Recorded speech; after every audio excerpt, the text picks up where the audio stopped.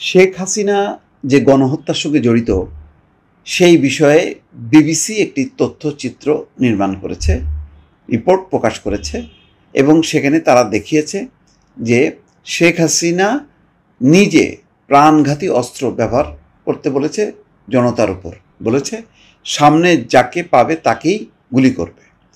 18ই জুলাই, গত বছর 18ই জুলাই এই অডিওটি ফাঁস হবার পর এই অডিওর ভয়েস তারা পরীক্ষা নিরীক্ষা করেছে, যত রকম পদ্ধতিতে করা যায় সব কিছু করার পর তারা নিশ্চিত হয়েছে এটি শেখ হাসিনার কণ্ঠস্বর। তখন ধারণা করা হচ্ছিল যে বিবিসির এই তথ্যচিত্রের পর ভারত কি তার অবস্থান পাল্টাবে? না দর্শক, এখন বিবিসিরই এক রিপোর্টে বলা হচ্ছে শেখ হাসিনা প্রশ্নে অবস্থান বদলাচ্ছেন না ভারত। অর্থাৎ ভারত যে অবস্থানে ছিল, যেই যুক্তিতে, যেই নীতিতে, সেই নীতিতেই তারা অটল থাকছে। তারা শেখ হাসিনাকে বাংলাদেশের কাছে প্রত্যার্পণ করবে না, অর্থাৎ বিচারের জন্য ফেরত পাঠাবে এমন কোনো পরিস্থিতি তৈরি হয়নি। কেননা ভারত মনে করে যে বাংলাদেশের যে আন্তর্জাতিক অপরাধ ট্রাইব্যুনাল গঠন হয়েছে এর নিরপেক্ষতা নাই, এর বস্তুনিষ্ঠতা নাই, এটি রাজনৈতিক উদ্দেশ্য প্রণোদিত, যেমনটা মনে করে শেখ হাসিনা এবং তার দল আওয়ামী লীগের শীর্ষ নেতারা। ইতিমধ্যে সজীব ওয়াজেদ জয় বিবিসির এই তথ্যচিত্রকে একদম উড়িয়ে দিয়েছে। তিনি বলেছেন যে এটা অপসাংবাদিকতার নির্লজ্জ নজির হিসেবে উল্লেখ করেছে, অর্থাৎ তিনিও এটা বিশ্বাস করছেন না সজীব ওয়াজেদ জয়। আসলে আওয়ামী লীগের কেউ বিশ্বাস করবে না, আর বিশ্বাস করলেও তারা এটাকে আমলে নেবে না, আবার এটাকে যে চ্যালেঞ্জ করবে সেরকম বিষয়ও না। বিবিসির এই তথ্যচিত্র প্রকাশ হবার পর প্রধান উপদেষ্টা প্রেস সচিব শফিকুল আলম প্রতিক্রিয়া দিয়েছিলেন যে এখন ভারতের উচিত যে শেখ হাসিনাকে বাংলাদেশে ফেরত পাঠানো।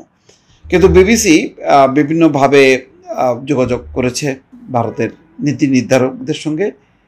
তারা যেটি বুঝতে পেরেছে যে ভারতের অবস্থান বিবিসির এই রিপোর্টের কারণে পাল্টাবে না।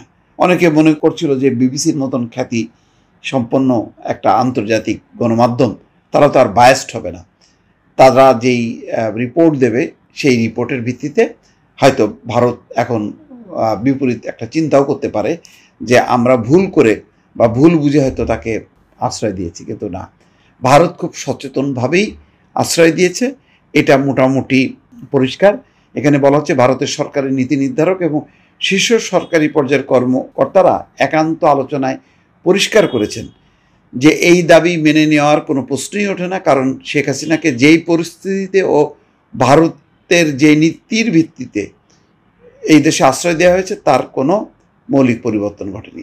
অর্থাৎ তাকে রাজনৈতিক আশ্রয় দিয়েছে, সেই দেশে আতিথ্য দিয়েছে এবং একই সঙ্গে রাজনৈতিক আশ্রয় দিয়েছে, সুতরাং এর সাথে অডিওর কোনো সম্পর্ক থাকতে পারে না।